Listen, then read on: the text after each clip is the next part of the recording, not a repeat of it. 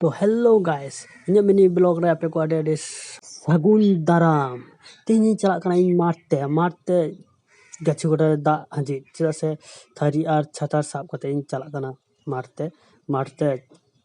तो इन चला हर रे आले प्राइमरी स्कूल नोंडे आर आले से आडी जोरे सर्दी कना हुरु रहाय कुई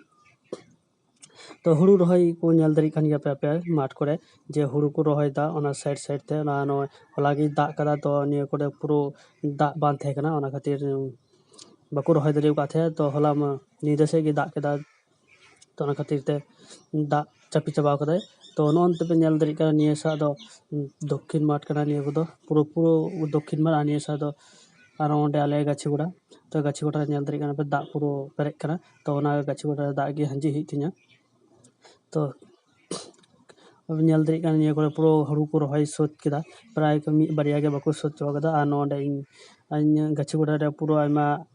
ढेर खय दे देखि कम केदा तो कम कते ओड़ा हजू कान थे तो ओड़ा हर रे नुकु नोडा को फ्री फायर को गति कान थे आपे नोडा पे नेल दरी को इतना शानदार फ्री फायर को गति कना अको सेता बाको रोड दा पुरो गेम रे को